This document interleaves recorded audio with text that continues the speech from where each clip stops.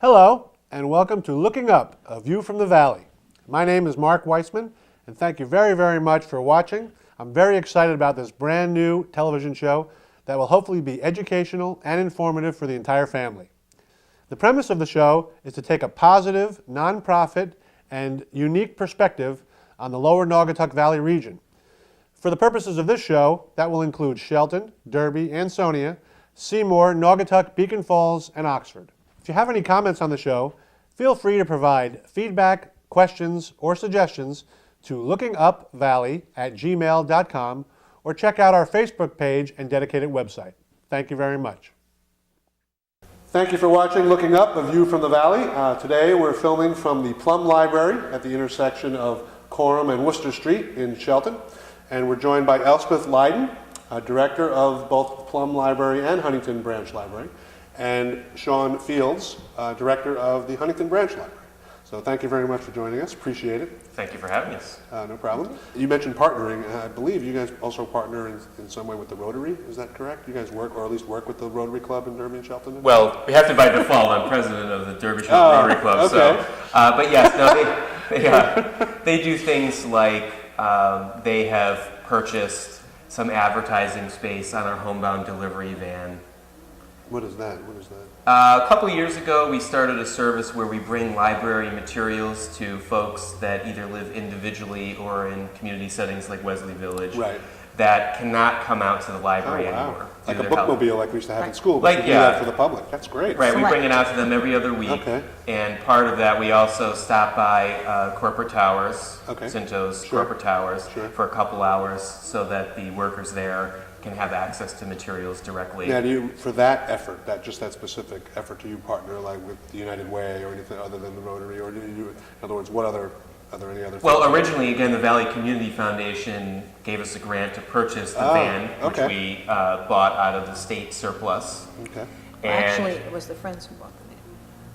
through a Valley Community Foundation grant. But initially, the Friends agreed to come up with the key money so we could move forward. And then Valley Community Foundation finished it off so we were actually able to accomplish our goal, Okay. which was to get it and have it in working order and be fitted out. Okay. But now we run it on advertising space. Oh, I see. So Okay. restaurants like Ari Bella, just off the Huntington Green, Okay. are very big supporters of ours. Jackie, who owns Panda House in Stratford, has a sign up. Rotary okay. does. Okay. So yeah, we can go to a group like Rotary Right. and ask for funding for specific events. Now, I apologize, but you activities. said you had the federal money, you've had less success, I guess, getting stuff from that. Did you mention state too as well? I apologize. Well, the state offers it, it funnels from the feds into the state libraries and then out to the individuals. Oh, I see. But it's very stringent in terms of what you can qualify for and what you have to do Okay. to get the grant and successful complete it. And it's very competitive. Every town in Connecticut has a library, Sure, and they're all sure. eligible to apply. Absolutely. Now, So do you guys have your own grant writer, like that part of the No, show? you're looking at us. Okay, that's fine. That's a good, Yes. it's called very frugal use of resources, Yes. right? The city So- does have a grant writer, and if we're looking for something, we can get help from Charlene DeFilippo. Okay. But she spends a great deal of her time doing large grant requests for the police department, the fire department. So we tend to be less critical and more independent in searching out Yeah, sources. she's played a key role in the big read grants that we've done in the past okay. and things. But yeah, basically, if we want to have an event or start a new service, we have to figure out exactly how to pay for it. We Right, do all sure, the legwork, sure. and then we have to execute the Sure. Now, it's a service public program as library, well. so you are, Correct. how is the library and the city of Shelton, how does that work together? We're a city department, Okay, so you report, like, do you report to the mayor. the mayor? You report Yes. to, okay.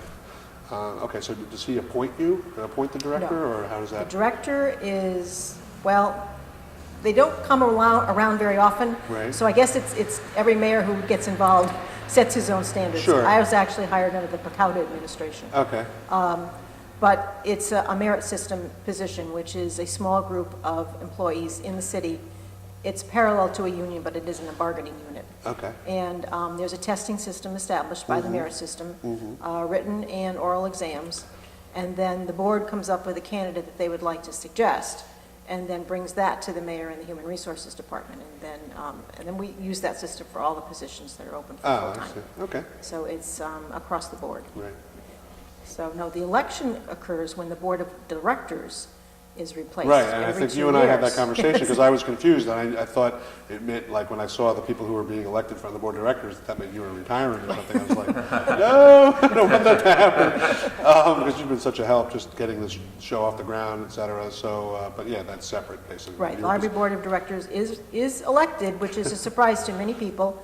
I think a lot of them fill in the circles and don't even know who the names are Yeah, or what they're voting yeah. for, And they serve 6-year terms like senators. Oh, interesting. which is often a surprise to the people who agree to run. Yes. That's right, it's literally like, oh my God. Yes, in fact, it's often, how many years did you say this is? That's right, I thought it was 2 years. Yes, like, most of them do, yes. Yeah, that's right. Okay, good. And I would, in my own personal interest, I would be remiss if I didn't bring up the fact that you guys had the AHL hockey team, Bridgeport Sound Tigers, come to the Huntington branch. Is that correct? Yes, we've partnered with the Sound Tigers a little bit in the last Okay. year. Their mascot came out to our kids' summer reading program kickoff at the Okay. branch, and we asked for them to bring out some players Right.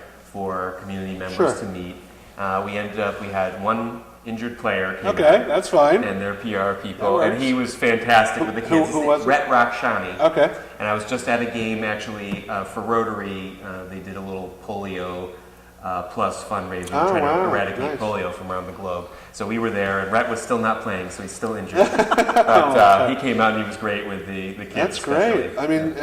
I'm biased. Like I said, I'm a huge hockey fan since I'm a little kid. And but one thing that's very obvious is the amount of charity work those guys do. I mean, and that's just from my experience. It's mostly on the NHL level, being aware of that. But then the AHL. I mean, you go to a minor league hockey team game, they do gear more things towards kids because I mean they're trying to get families to go Yes. and things like that. Yeah. So when I saw that, I was bummed I didn't get a chance to to stop by them. But just the idea that you guys did that, I thought it was great. I mean, and you could do something similar with the Bluefish, right, for baseball. I mean, Oh, yeah. all these things. There's all the different professional. We have the organizations benefit that are of we can. I was going to say do anything we want to do, but that's not true.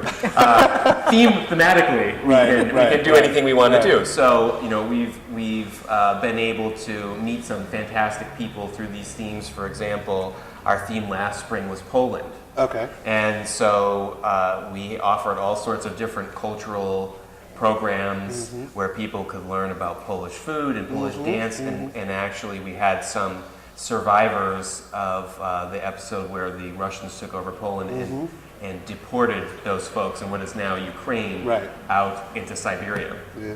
And so we had them speak, and it was very moving. Wow. You can actually see video clips of that. on And the you now website. have, or in the past, had books that documented those types of things as They well? actually donated some of Really? their Oh, wow. materials from some of the survivors and so forth. So we just are able to do some fantastic things and partner with fantastic groups Yeah, that's that way. great. I mean, that's really Makes nice. it a lot of I mean, fun. one of the things I like about the fact that most of the episodes on this program are going to be either with schools or kids or libraries or senior centers. I mean, to me, it's just all positive. Yeah. Especially, I mean, the only thing you could potentially say would be, we want more of it. Let's have even more. Can we get, more grants or more activities? But as far as what's going on, most people are very, happy and pleased with everything you're doing. It's all for the greater good. And one of the misperceptions is that it is just for kids, that libraries are specifically so kids can keep reading. That's not true. That actually we have a lot of people that are running their own businesses that basically their office is I can our see Huntington that. branch. Well, that kind of segues nicely into what I was going to ask you about technology. And I mean, obviously, every library today has a bunch of computers that they try to maintain. And for somebody running their own business, absolutely, you would want that. But just we've talked about the Derby Public Library. Kathy Williams, the director over there, talked about things like Connecticut Works and career and resume writing and things like that. Does Shelton or Huntington offer similar types of Actually, we've services? discovered the little 3-shelf bookcase that I keep stocked with books on interviewing and resumes turns over constantly. So while we don't have a lot of people asking for resources, the stuff is getting borrowed. If we do have a question, we recommend that they talk to Sean because he's willing to do one-on-one training Oh, for people excellent. who are going Good. to interview Oh, or that's need a good. resume kind of polished up. Yeah, we've done programming series before on resume writing and interviews, and like computer lessons, I find that they work best individually. Oh, yeah. And also, Suzanne Berg, who's a local career coach, has come in and done programs on that okay. before. Yeah. Excellent. You should do that as a volunteer? Or Oh, yes, yeah. Oh, great. Oh, that's fabulous. Yeah. That's good. And so back to the technology. You have the computer. What sort of, other than, I'm assuming hopefully as close to state of the art as you possibly can, computer-wise. It's Well- tough. I know with the budget it's tough, but Yeah. it's actually public access television, similar thing. You're kind of, in the grand scheme of things, a lot of times, you're just happy to get what you get. Kind of thing. Yeah. But if you could talk about technology and what things you do offer. I mean, Well, we have regular PCs that are available for public use, Right. and those are stocked with obviously Internet Explorer and the Microsoft Office suite. right. At the branch, we offer an iMac, which is equipped with CS5, which is Adobe's design suite. So you can make animation, Oh. you can make a flyer, Excellent. all that kind of stuff is Okay. on there. We circulate laptops at both locations for use Within inside the building. Right. the building. Okay. And we do have wireless, although it's sometimes a little Question spotty in mark. this I building. understand. Is that laptop, is that a PC or a Mac? They're PCs. Okay. Yeah. Okay, good. Yeah, they run the Microsoft systems. Okay. And then other than that, things like iPads and things like that, other ways of using technology. We just started circulating a Amazon Kindle at Oh, Barnes and there you Noble go. Nook out of Okay. the branch. Right. And we give, as we kind of mentioned earlier as an aside, but we give individual technology lessons. So I actually just did one yesterday on using the internet. Mm-hmm. I've given lessons on just computer basics, on Excel, on Right. Word, Oh, great. for people of all ages. Yeah, that's And really right good. now, our specialty is how to use the Kindle you got for Christmas. Oh, Because that's good. they can get the free stuff Yeah. through our database with their library card, but they haven't got a clue how to do it. Yeah, well, my mom has a kid. She loves it. I mean, she loves the fact for a couple things. One, we've been, knock on wood, we've been blessed. We haven't had the winter we had last year. Yeah. But, when it snows and Oh, yeah. and you finish the book you're on and you don't have to go out to the library, she can just download another one. She loves that, and obviously you can have more than one book and it saves, space. And I mean, there's still, of course, the traditional people like turning the pages and, Oh, sure. some people have Yeah. said, I've actually heard, through interviews of that people are so used to habitually memorizing what page they're on, but you don't have to do that with a Kindle. So there's things that it's like computers versus Well, if you travel right, for work or you Yeah. commute, right. I know that if I was going on a week-long trip, I mean, I would have to Sure. pay a lot of baggage fees That's and right. wait for the books that Yeah, I would exactly. need. So, That's right. That's you can take one device. And that's the fantastic thing about a public library is that it's resource sharing. So we hear a lot, especially around budget time, do less with more. Right. That's what libraries do. Sure. That you can be a person that doesn't have a lot of disposable income at this Right, moment, right. and you can check out whatever book you want to check out, assuming that the publisher has made it available to us through our ebook service. So we've been talking a lot about the Kindle and then also traditional books, but kind of halfway in between, really, I guess, are the audio books on tape, or probably now books on CD, things Both. like that. What do the Shelton Libraries have in that regard? Well, we actually still have audio cassettes available, and the audiobooks on CD are very popular with the commuters, as in some ways we're a bedroom community for some. Absolutely. Sure. And there are also new technologies that are available for audiobooks. One is called the Playaway. It's a self-contained MP3 player. Okay. So there's, instead of a regular MP3 player where you can put, multiple books on, Right.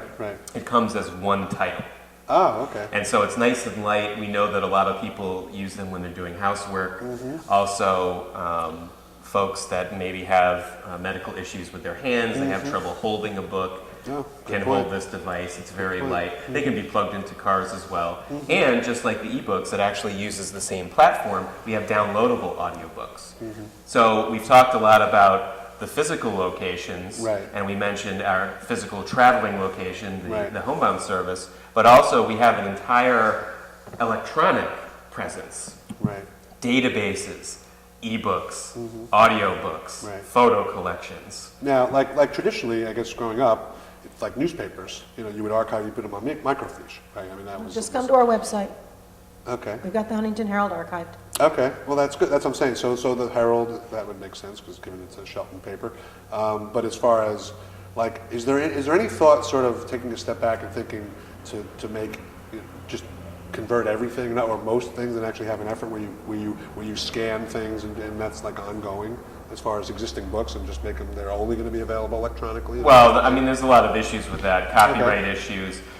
The items that we have available electronically, the Right. ebooks and databases, Okay. we are licensed with the owners of those works, the publishers, Right. the authors. So if they decide to raise the price of, let's say, a database 20%, and that's a cost that we can't absorb, if you don't pay that bill, you lose access. Oh, I see. So that's always the issue with electronic information, that if it's not in the public domain, meaning it's covered by copyright, Right. you can't legally copy You're basically at their mercy in the sense You're at their of mercy. having it Yeah. be available. Now, a physical book, once you purchase it through a vendor from a publisher, Right. it is yours. That cannot be taken away from you. And that's a major battle that's going on in publishing between libraries. Now, there are some publishers that will not allow us access to ebooks. There are others that will change the characteristics of the licensure. So they might say, well, this one can only circulate 14 times, or if you want an unlimited number of circulations, you have to pay a surcharge for that. So there's a lot of kind of fighting going on with Now, that. just listen to you talk. There's this whole, like you said, one of the requirements or typical requirements is to have a master's in library science. Yes. So, and I mean, everything you're talking about, like, first of all, are there classes that you take to get that master's yes. that apply? So for example, like, I'm not familiar at all with what that kind of program would be. If somebody was interested in getting that, what are some of the typical, names of courses, and what do they actually involve to do that? Intellectual. Change them all the time. Yeah, they change them all. Yeah. To match the technology. Intellectual freedom, privacy protection. Okay. Yeah, I mean, you have your normal classes on cataloging, reference work, which But website reference- design is now a course website that I have design. Okay. Yeah, reference work is an art in itself. And it deals with using databases instead of how to find the reference books. Oh, I see. Because that's more and more the frontier of where the information is. There's more than Google, Oh, believe it or sure. not. Oh, yeah, and Wiki, sure. Well, and in Google, Absolutely. while being the largest search engine around, Right. only has access to what's called the visible web. 80% of the web is in the invisible web. Okay. And that's where usually the most authoritative data is. How does one get access to that? Well, with a Ask a library card. librarian, Okay. Oh, really? Is that the only way? Like a general Joe Q public could do that, or? but they're less aware that they need to do it or the methods to actually accomplish it. That's what librarians really are serving.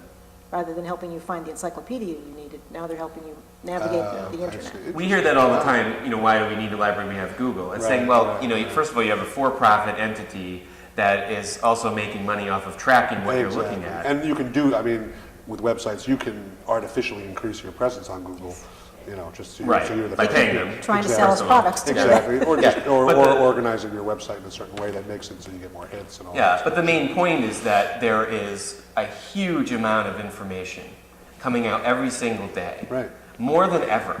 And people just they feel carried away by this flood of info. And so a lot of times they just grasp the first thing that comes by. Right. And it might not necessarily be the right source for them. That's right. So librarians, as we always were, just the mode changes a little bit, are information professionals. It's about information That's literacy. good. That's good. I mean, this came up when we talked to Kathy, about the kids, kids in schools right now when they do research, and they'll gravitate to Google or Wikipedia, and I mentioned how I, try to encourage them to get to the actual source as opposed to something that really anybody can enter on. I mean, that's the point, Right. is that like you said, teaching them not just about whatever they're learning, but how you obtain the information. Well, I mean, that's yeah. really a bulk of what both of you probably do. It's But not- that's the exciting thing about the technology. Right. You don't have to go to Ohio Exactly, now to get right. it. With your fingers, you can reach across the states. That's right, but you have to make sure it's a credible resource, Right. and where it's coming from, and who put it there, and all But the that. access is Oh, unlimited. absolutely, you're right, it's scarily available, Yes. basically. That Yeah. is the truth. Yeah. Well, and I've actually taught information classes on the undergraduate level, Right. and fairly recently, and we have found that the generation that's in college now, people think that they're very literate in terms of technology. Right. And the fact is that they're not really. Yeah. They understand the surface things. They Right, can turn on right. a DVD player for you, Right. but they don't understand how Google's algorithm works for Right, search that's results. right, that's right. Just some of the finer, information-seeking items that you would think about. Do either of your libraries offer something to train people how that happens? Like if I wanted to learn about how Reference. Google works? Reference. On an individual basis. Individual. You have Okay. conversations Okay, with good. somebody. Oh, sign me up. The problem with technology and with doing large classes is that first, everybody learns at a different level. Right. And second, everybody enters into the class at a different Oh, of level course. of knowledge. Oh, of course. Yeah. And so sometimes, especially with technology, people almost feel embarrassed when they Right. don't Right. know how to use Word Oh, or yeah, how to use absolutely, the internet. absolutely. And you can make it less embarrassing for them by doing it That's true, individually. that's true. You're right. So Takes- those interactions happen at the reference desk every day, Oh, constantly. and also the lessons that we give to folks. Right. Oh, good, good.